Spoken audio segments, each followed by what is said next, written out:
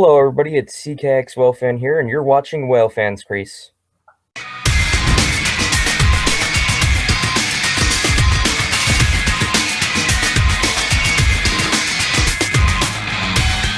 Hello, everybody, and welcome to WhaleFan's Crease, the very first episode. Today, I'm here with iCheap. He's right here, right down there. And this season, he has decided to come to the CHL to be a Season 8 bog. Or not Season 8, 22. Yeah, I got to get used to that. Season 22. So go ahead and introduce yourself a little bit more, Cheap. I'm Cheap. This is my fifth season with LG, maybe sixth. I can't remember anymore. The CHL has always been a special place for me. I love the CHL. It's always entertaining, and quite honestly, it's the league where people actually care about it. I find, like, I've played in the higher leagues, and the biggies are fun, but I mean, the CHL, there's just so much chirping, and people actually care about it. Fuck, I love the CHL. I'm really excited to be a part of the staff this season. Yes. And today we are here to talk about the CHL bidding process, which is currently going on right now as we speak. And already some interesting events have already occurred. But anyways, Cheap's also here to talk a little bit more about bidding and how it works. Go ahead, Cheap. So, okay, hold on, let me pull it up. Bidding, we decided to go with bidding this season as opposed to a draft like before, basically because there's too many teams. If we tried to do a draft of 3 different leagues, we're looking at probably like 5 days in all reality. So bidding is the LG way of doing things. Other leagues do it. The draft can be fun, I guess, but bidding really gives managers a sense of what they're getting into. CHL bidding is always special too. I mean, you see things in CHL bidding that just make you scratch your head. There's so many different strategies, I guess you could say, to like how you want to go about it. But I mean, we've been live for under 2 hours on bidding, I think. And 1 hour. 1 hour, yeah. We have someone at 10.5 mil. So I mean, the Alright, that's pretty crazy. Right on track. We're good. Yeah. So let's talk about the some pro tips to give to the new CHL GMs for bidding. Oh, okay. Know what the value of a player really is. There's going to be a lot of names you see that you like, players you really like, but then you have to kind of consider, are they really worth that much? So if you can steal a couple of guys at 500K, by all means, go after a big name for some money, but don't bid someone up just because they're your buddy, because it's not going to work. Smart GMs don't spend too much money for too many players. I'm not going to say they spend too much money. Oh, I'm sorry. They do spend too much money on like the 1 or 2 players, but you can't get stuck paying average players way too much. Okay. Yeah, obviously a lot of new CHL teams this season, expanding from right around really 36 to 48. That's about 12 more teams. I'm going off memory here, for the CHL. So it really is huge for the CHL even to grow. And the fact that 12 more teams could be coming soon in the coming seasons is pretty big for the CHL. Oh, it's an exciting time. I mean, our CHL is bigger than any other league. Oh yeah, definitely. That's 60 teams. That's really like if you combine the AHL and NHL together with 60 teams, that's pretty much the CHL really. Oh, yeah. When eventually it gets up to that point. But you know, it's going to be a huge, interesting season for the CHL. A lot of guys are going to be playing on that ice that probably didn't get much of a chance last season. In Season 8, you know, that's basically going to help a lot of people, and it's going to help the AHL a little bit with their TCs because almost all their TCs playing. Notice how I said almost. But, that's definitely huge, though. I mean, last season was good. Like, we had a really strong CHL, but again, a lot of guys on TC not playing games. So our goal this season was definitely find as many managers that we know can run teams successfully and get as many people on the ice as we can. Yeah. And I think this is definitely one of our biggest, if not the biggest year for the CHL. Yes. So, if you mind me running this question, How big do you think the TCs are going to be this season in the CHL? I don't think it ever changes. I mean, TCs are what makes a really good team that much better. Because anyone can build a 17-man roster of studs. Like, we all know that. We all think we can do it. But what happens when Joe Blow on left wing can't show up and none of your roster guys can play because it's Thursday night? You have to have someone in your TC that you can go, okay, Jimmy's playing and Jimmy's going to win me this game. Having a strong TC is really where you steal those games and you find yourself higher and higher in the ladder. And that's what good teams do. So, I mean, my best advice to a manager, and I've always preached this, is be active with your TC guys, talk to them, play with them, invite them to play club with you, because there are gems that are going to get randomly assigned just like every other season, and you would hate to trade one of them away for a scrap. Yeah. What would you recommend to a LGCHL player that falls on a team's TC and hasn't really seen much CHL action? Just be involved. I mean, the website's easy enough to do it, right? Go to your locker room, post in the team chat.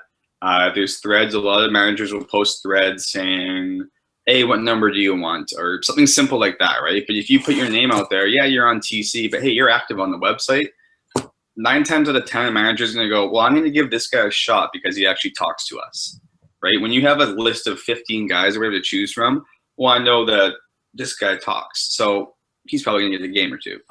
And that's honestly the best way to get noticed in this league is talk to your GMs, talk to other teams, like just figure out who plays, play drop-ins with random kids. It's especially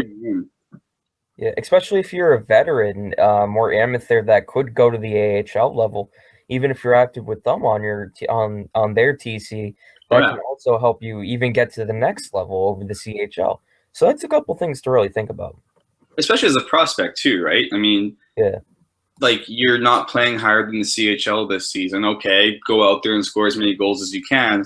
But if you really want to be on a good AHL or NHL team, you have to go and play with these guys. Like, yeah, you'll get picked up because of your stats, but you're not going to be on a line with guys you know how to play with. So go play with people. That's the best thing you can do.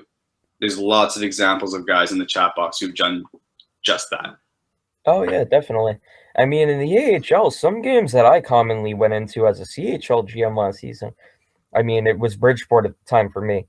And really what it was a mix of guys that were really didn't know each other that much and didn't play well. So it ended up becoming tougher for trying to work together and whatnot. Obviously, that was from a goalie standpoint, but it does get a little bit tough when you're getting brought into the AHL and you're put in with the guys you really haven't seen play before. I mean, like a better example is my only LGAHL game I've ever played.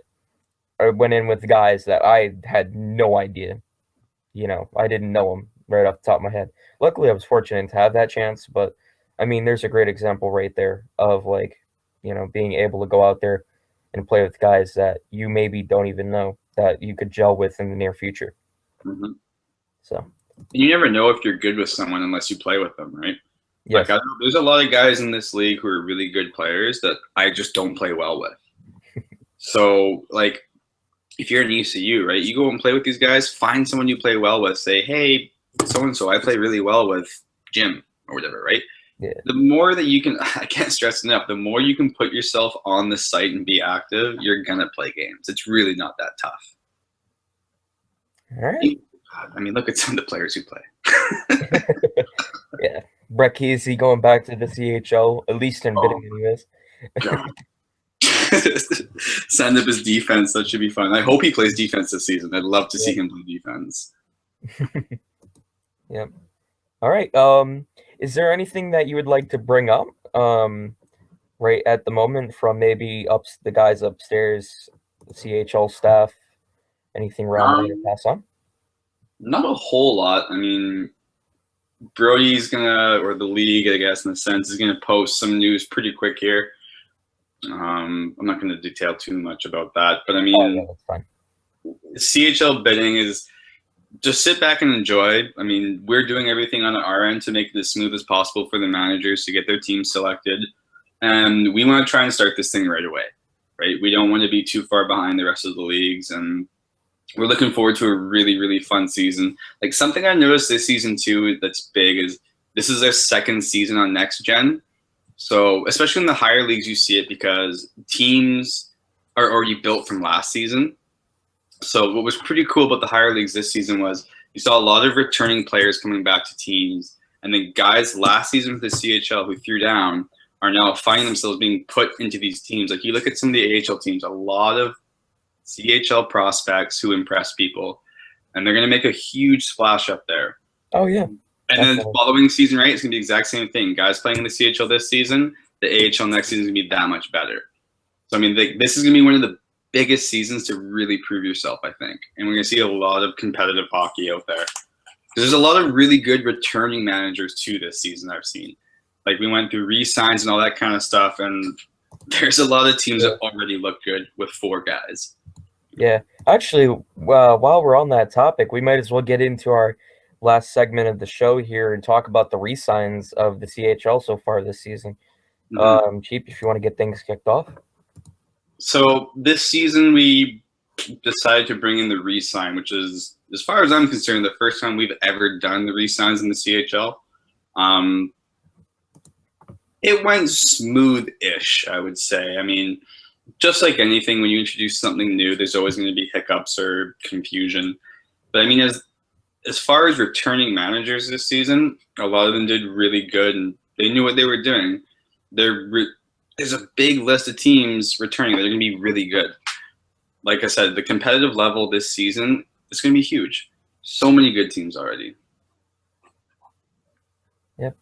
Well, team-wise, first team that catches my eye here is the Kaloops Blazers. Sorry if I mispronounce half these names. I'm not familiar with half the W teams by now. But Tarasenko, the former Sarnia GM, has decided to come in and go to the W as an owner. Yep. Got problems with him.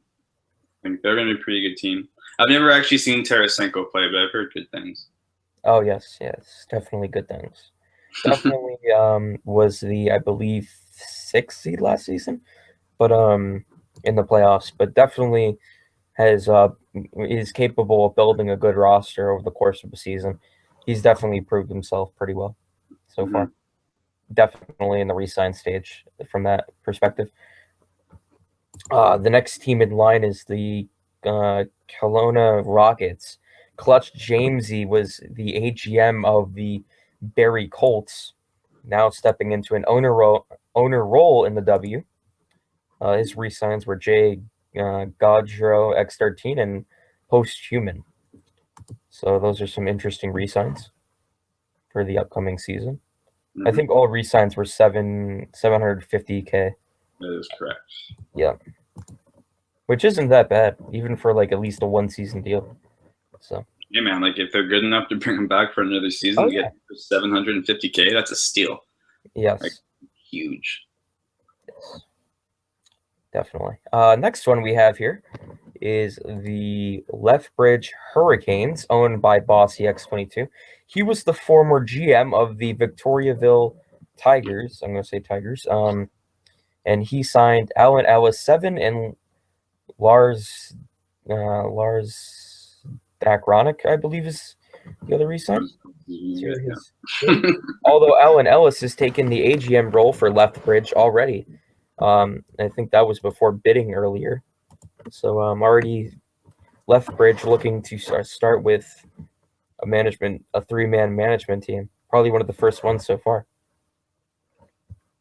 Yeah, I mean, that was an option too, right? With these returning managers. Oh, yeah. They were allowed to assign one of their re-signs to be their AGM. Was obviously, you don't have to. I mean, some of them did choose, and yeah. Yeah, I gotcha. The next one, personally a huge, made a little bit of a splash after an unfortunate fellow GM that a lot of us knew in the CHL, Snake. These two guys took over the Niagara team from last season, now have moved to the WHL and became the Moose Jaw Warriors. And if you're correct, if you said only Simpson and Rolston, two good guys that I began to know pretty well through obviously the other show, that CHL, the Power Play. Shout out to them because we're partnered with them for the season. Thanks for that partnership deal. Anyways, with Moose Jaw, this team, Simpson and Rolston, did not find the playoffs last season, although they were trying to do everything they could to get that playoff berth, but fell a little bit short. All right. And then the next team, the Prince Albert Raiders, led by Headman77. I'm not too familiar what about this particular general manager and how the Resigns worked, but if you want to explain that, Jeep, for everyone asking about that. Well, he was last season assigned manager, so he was given the option to return technically to the team, and then he won the draft that we had with returning managers to go to the WHL. So he's decided to take his team to Prince Albert, and he was obviously given his 2 re-signs from the previous team. That's a big thing people don't realize sometimes, is that your re-signs had to be from your previous team. Yeah. So you look at all these re-signs, right? All these guys played together last season. Gotcha. Yeah. Do we know what team Hedman was on last season? I just looked at it like a couple minutes ago. I think it was... Oh, Agony Bathurst. Oh, wow. Yeah, the Titans. Wow, maybe that's why it was new to me for some reason. It was Agony Bathurst. Oh my gosh. He was the Agony Bathurst GM last season in the Q. Moved over to the W. So that's why I couldn't come up with that so easily. The next one, moving on here, is a fellow partner or fellow AGM that was mine of last season. Is a great guy to work with. You know, he was really a huge help when it came during the season. I'm happy that he's a GM now, or an owner in the W, and especially with the Regina Pats. I'm kind of jealous as a Pats fan in the NFL. But anyways, right now he's got only 1 re-sign, but Bev Strong's in there. Assuming he will be playing left wing unless he's made the decision to go to defense. Not sure, but a good choice. Yeah, actually, I think his GM is the only one missing an EA player name at the moment. So. You're right, yeah. Yeah, I think that is the only one. But yeah, not trying to put anything bad on it. But yeah, that's the Regina Pats. Next one here we have is the Saskatoon Blades, led by NYR fan forever. He was the Huskies GM last season in the Q, making the move over to the W. A lot of the former GMs from last season, and what we're noticing is some of them are actually moving to the W because it's new. It just seems new, I guess, in a way, and gives these GMs a chance to create a new start for themselves, in a way. The Dub also has some pretty sweet jerseys. Oh yes, that is true. I will be the first to admit that they have pretty nice jerseys. I'm kind of jealous.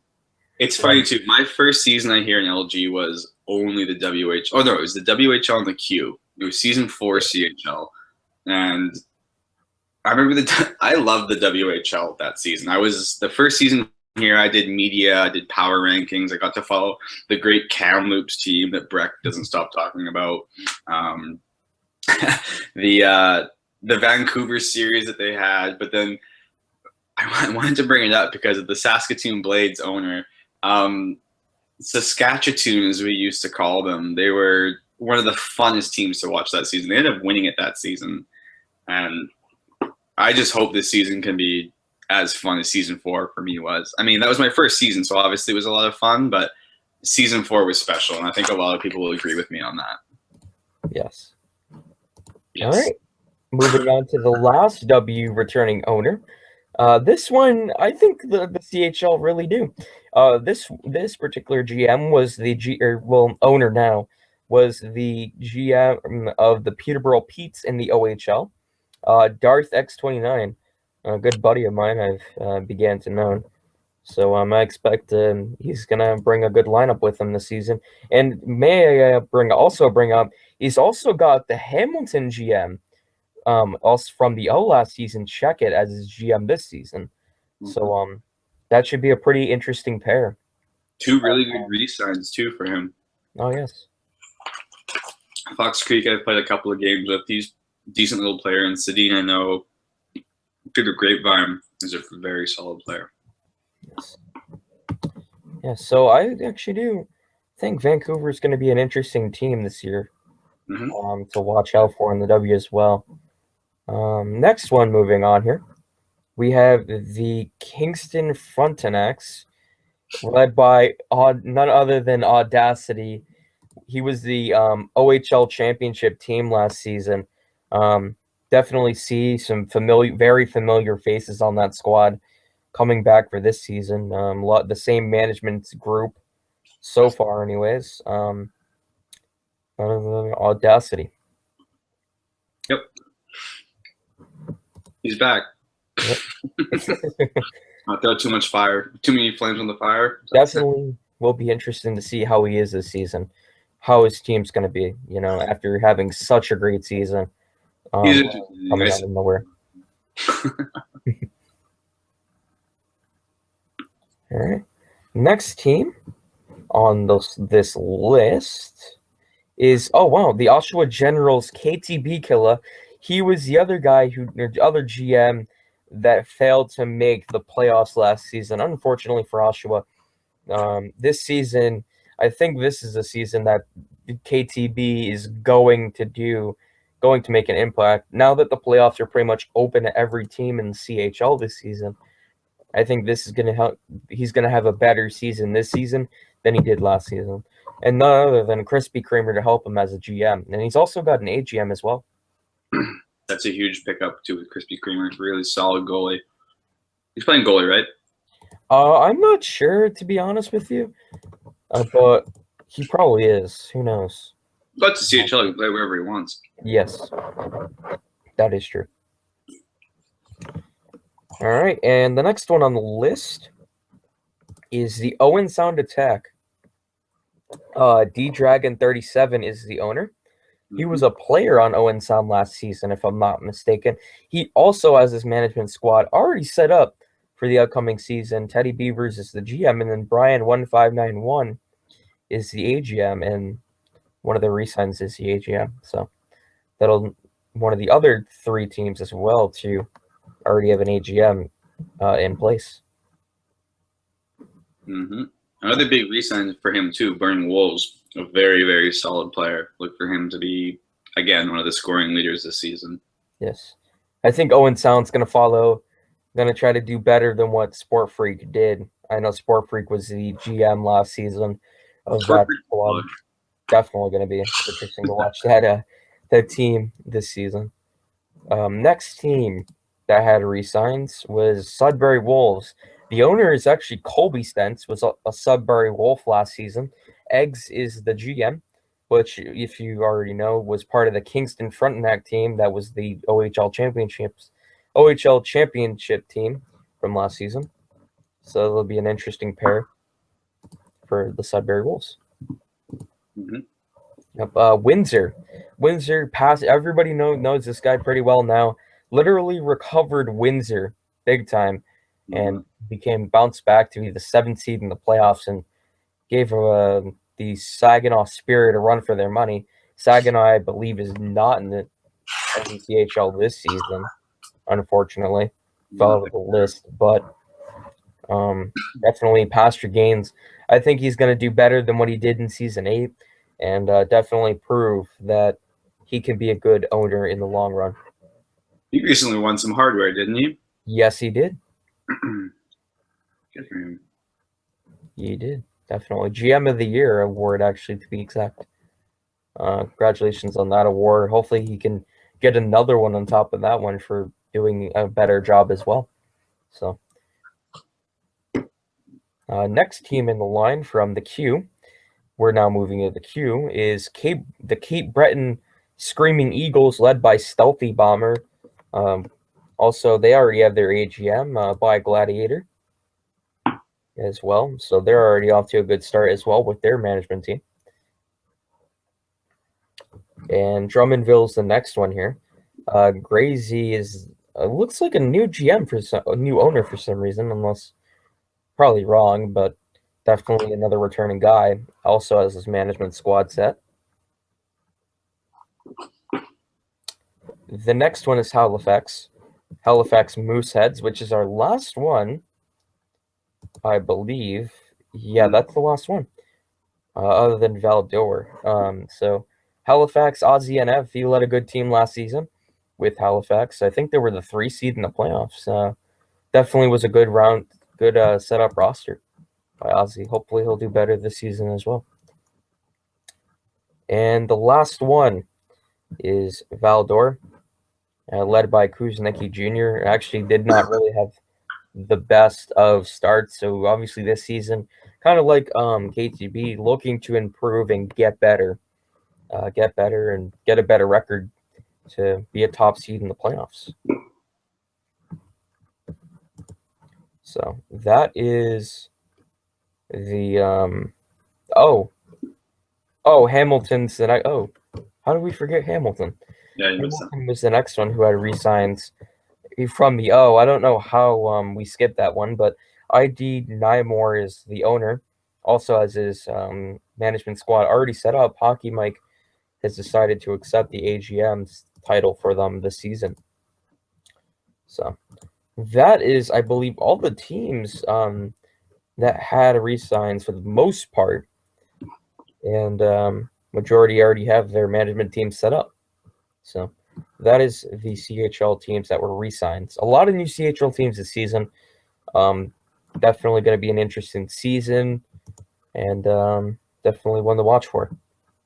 It should be fun. Oh, yes. Definitely looking forward to see how that goes. Be interesting to see where Sebi goes. Nice. I think we all know where he's going.